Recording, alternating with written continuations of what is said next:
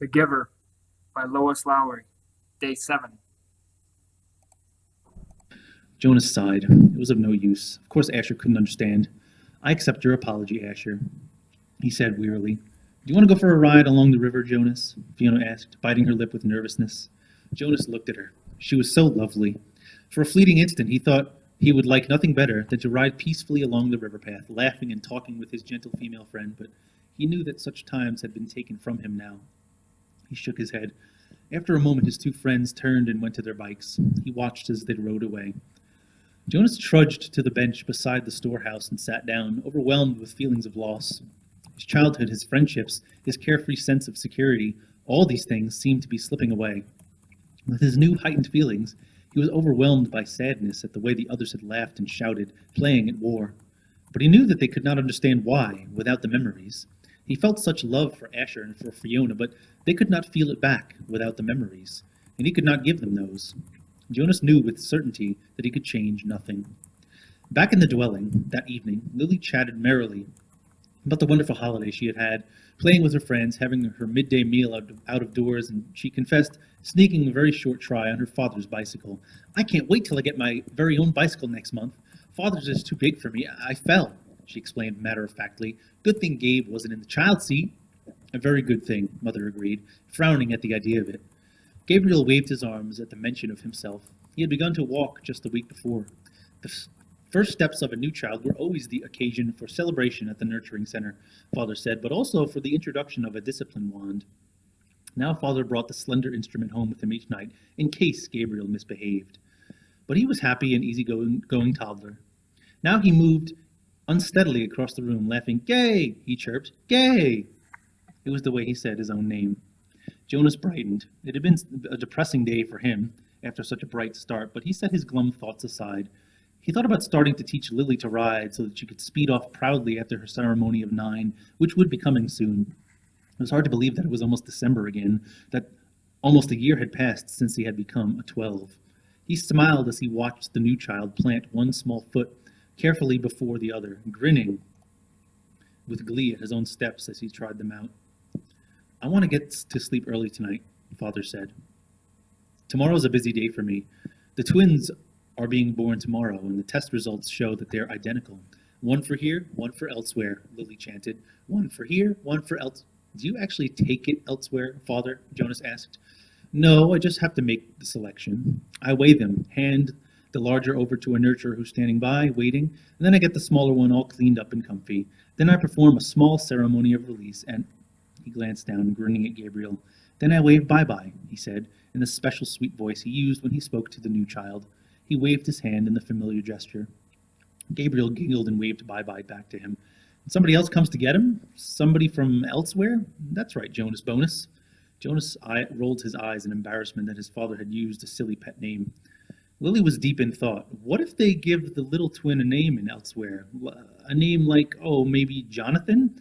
And here in our community, at his naming, the twin that we kept here is given the name Jonathan. And then there would be 2 children with the same name. They would look exactly the same. And someday, maybe when they were 6, one group of 6s would go visit another community on a bus. And there would be, and there in the other community, in the other group of 6s, it would be a Jonathan who was exactly the same as the other Jonathan. And then maybe they would get mixed up and take the wrong Jonathan home. And maybe his parents wouldn't notice. And then she paused for breath. Lily, Mother said, "I have a wonderful idea. Maybe when you become a 12, they'll give you the assignment of storyteller. I don't think we've had a storyteller in the community for a long time, but if I were on the committee, I would definitely choose you for the job." Lily grinned. "I have a better idea for one more story," she announced. "What if actually we were all twins and didn't know it? And so elsewhere, there would be another Lily, and another Jonas, and another Father, and another Asher, and another Chief Elder, and another..." Father groaned. "Lily," he said, "it's bedtime." Chapter 18. Giver, Jonas asked the next afternoon, "Do you ever think about release?" "Do you mean my own release, or just the general topic of release?" "Both, I guess." I should have been more precise, but I don't know exactly what I mean. Sit back up. No need to lie down while we're talking. Jonas, who had already been stretched out on the bed when the question came to his mind, sat back up. "I guess I do think about it occasionally. the giver said. I think about my own release when I'm in an awful lot of pain. I wish I could put in a request for it sometimes, but I'm not permitted to do that until the new receiver is trained. Me, Jonas said in a dejected voice. He was not looking forward to the end of the training, when he would become the new receiver. It was clear to him what a terribly difficult and lonely life it was, despite the honor. I can't request release either, Jonas pointed out. It was in my rules. The giver laughed harshly. I know that. They hammered out those rules after the failure 10 years ago. Jonas had heard again and again now reference to the previous failure, but he still did not know what had happened 10 years before.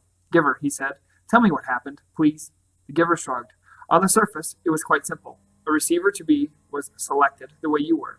The selection went smoothly enough, the ceremony was held, and the selection was made. The crowd cheered as they did for you. The new receiver was puzzled and a little frightened, as you were. My parents told me it was a female. The giver nodded. Jonas thought of his favorite female, Fiona, and shivered. He wouldn't want his gentle friend to suffer the way he had, taking on the memories. What was she like? He asked the giver. The giver looked sad, thinking about it. She was a remarkable young woman, very self-possessed and serene, intelligent, eager to learn. He shook his head and drew a deep breath. You know, Jonas, when she came to me in this room, when she presented herself to begin her training, Jonas interrupted him with a question. Can you tell me her name? My parents said that it wasn't supposed to be spoken again in the community, but couldn't you say it, just to me? The giver hesitated painfully, as if saying the name aloud might be excruciating. Her name was Rosemary, he told Jonas finally. Rosemary. I like that name. The giver went on. When she came to me for the first time, she sat there in the chair where you sat on your first day. She was eager and excited and a little scared. We talked. I tried to explain things as well as I could, the way you did to me. The giver chuckled ruefully. The explanations are difficult. The whole thing is so beyond one's experience. But I tried, and she listened carefully. Her eyes were very luminous, I remember. He looked up suddenly. Jonas, I gave you a memory that I told you was my favorite. I still have a shred of it left. The room with the family and grandparents. Jonas nodded. Of course he remembered. Yes, he said. It had the wonderful feeling with it. You told me it was love. You can understand, then, that that's what I felt for Rosemary, the giver explained. I loved her. I feel it for you, too, he added. What happened to her? Jonas asked. Her training began. She received well, as you do. She was so enthusiastic, so delighted to experience new things. I remember her laughter. His voice faltered and trailed off. What happened? Jonas asked again. After a moment, please tell me. The giver closed his eyes. It broke my heart, Jonas, to transfer pain to her, but it was my job.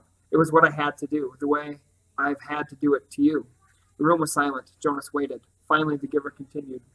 5 weeks, that was all. I gave her happy memories, a ride on a merry-go-round, a kitten to play with, a picnic. Sometimes I chose one just because I knew it would make her laugh, and so I treasured the sound of that laughter in this room, and that had always been so silent. But she was like you, Jonas. She wanted to experience everything. She knew that it was her responsibility, and so she asked me for more difficult memories. Jonas held his breath for a moment.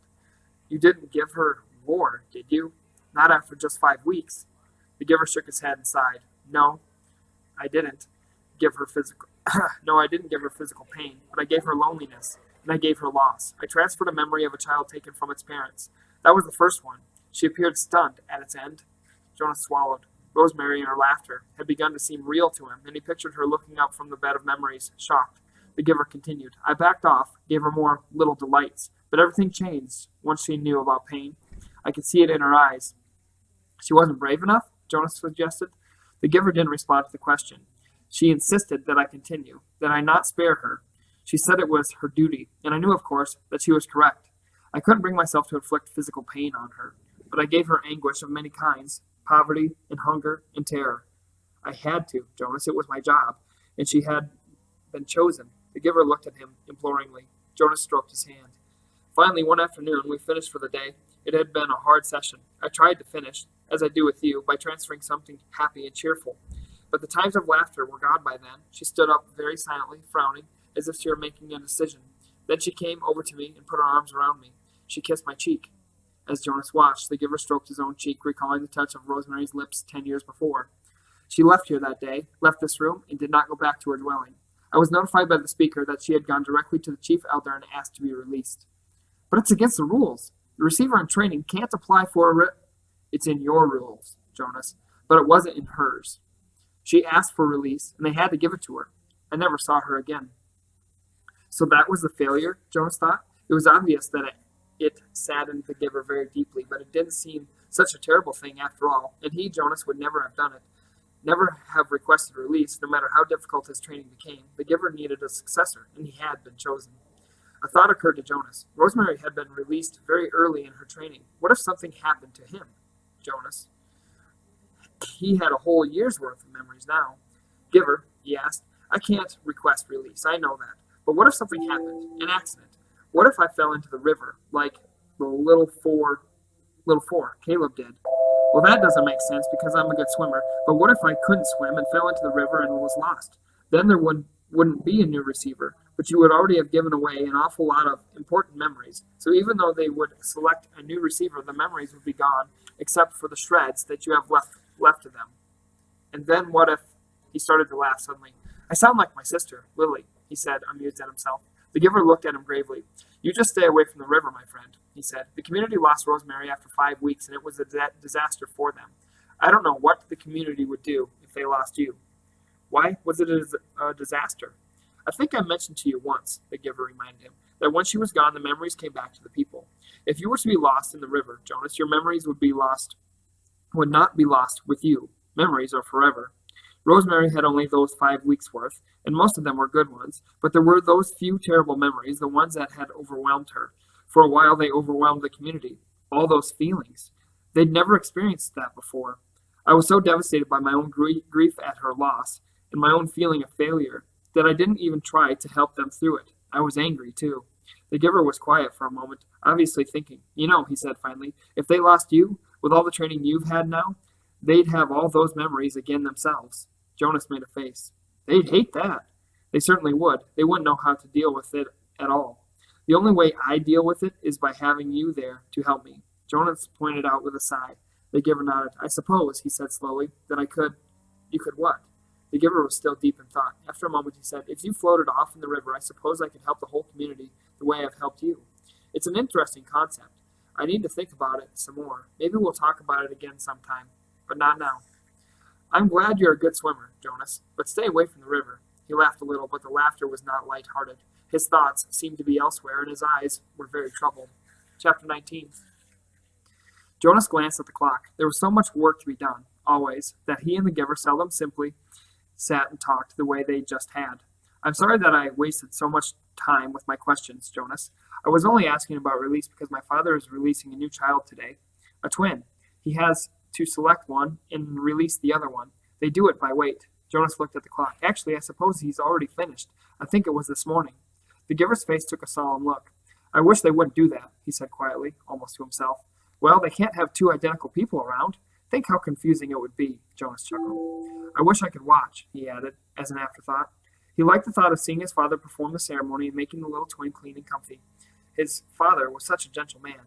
You can watch, the giver said. No, Jonas told him. They never let children watch. It's very private. Jonas, the giver told him, I know that you read your training instructions very carefully. Don't you remember that you are allowed to ask anyone anything?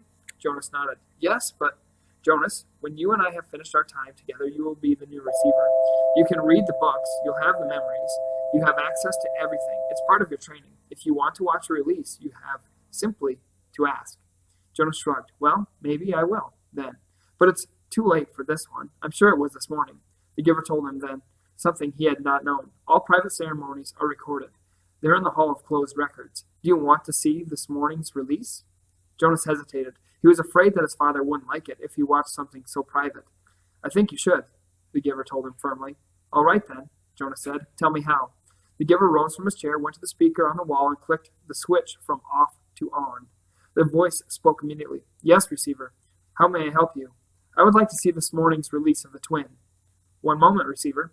Thank you for your instructions. Jonas watched the video screen above the row of switches. Its blank face began to flicker with zigzag lines. Then some numbers appeared, followed by the date and time. He was astonished and delighted that this was available to him, and surprised that he had not known. Suddenly he could see a small, windowless room, empty except for a bed, a table with some equipment on it. Jonas recognized the scale. He had seen them before, when he'd been doing volunteer hours at the nurturing center, and a cupboard. He could see pale carpeting on the floor. It's just an ordinary room, he commented.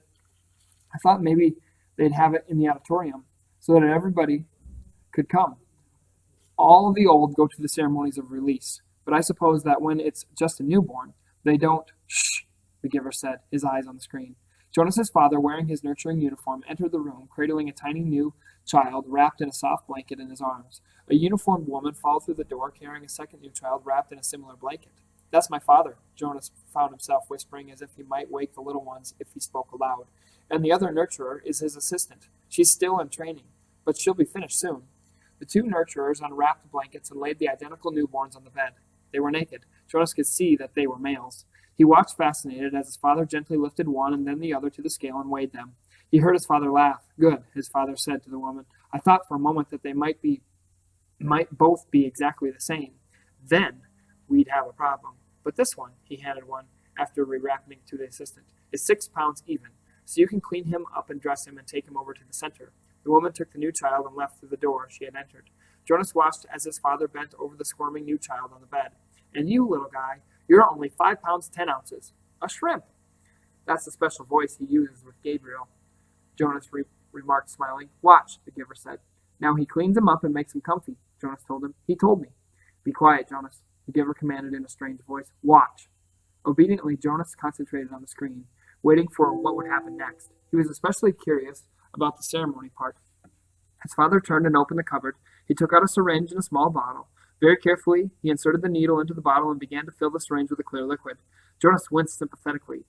He had forgotten that new children had to get shots. He hated shots himself, though he knew that they were necessary. To his surprise, his father began very carefully to direct the needle into the top of the new child's forehead, puncturing the place where the fragile skin pulsed. The newborn squirmed and wailed faintly. Why is he? Shh, the giver said sharply. His father was talking, and Jonas realized that he was hearing the answer to the question he had started to ask.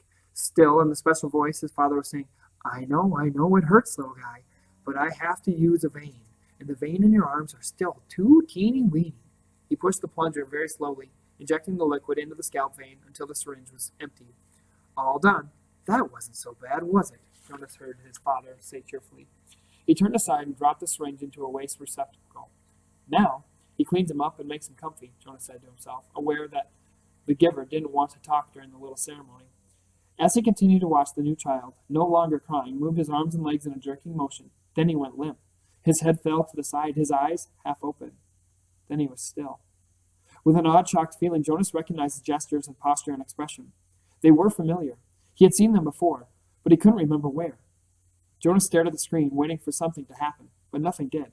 The little twin lay motionless. His father was putting things away, folding the blanket, closing the cupboard. Once again, he had on the playing field. As he had on the playing field, he felt the choking sensation. Once again, he saw the face of the light-haired, bloodied soldier as life left his eyes. The memory came back. He killed it. My father killed it, Jonas said to himself, stunned at what he was realizing. He continued to stare at the screen numbly. His father tidied the room. Then he picked up a small carton that lay waiting on the floor, set it on the bed, and lifted the limp body into it. He placed the lid on tightly. He picked up the carton and carried it to the other side of the room. He opened a small door in the wall. Jonas could see darkness behind the door. It seemed to be the same sort of chute into which trash was deposited at school. His father loaded the carton containing the body into the chute and gave it a shove. Bye-bye, little guy, Jonas heard his father say before he left the room. Then the screen went blank. The giver turned to him, quite calmly. He related, When the speaker notified me that Rosemary had applied for release, they turned on the tape to show me the process. There she was, my last glimpse of that beautiful child, waiting. They brought in the syringe and asked her to roll up her sleeve. You suggested, Jonas, that perhaps she wasn't brave enough? I don't know about bravery, what it is, what it means. I do know that I sat here numb with horror, wretched with helplessness, and I listened as Rosemary told them that she would prefer to inject herself. Then she did so. I didn't watch. I looked away. The giver turned to him. Well, there you are, Jonas. You were wondering about release, he said in a bitter voice. Jonas felt a ripping sensation inside himself, the feeling of terrible pain clawing its way forward to emerge in a cry. Chapter 20. I won't go home. You can't make me, Jonas sobbed and shouted and pounded the bed with his fist. Sit up, Jonas, the giver told him firmly. Jonas obeyed him. Weeping, shuddering, he sat on the edge of the bed. He would not look at the giver. You may stay here tonight. I want to talk to you, but you must be quiet now while I notify your family unit. No one must hear you cry." Jonas looked up wildly. "No one heard that little twin cry either.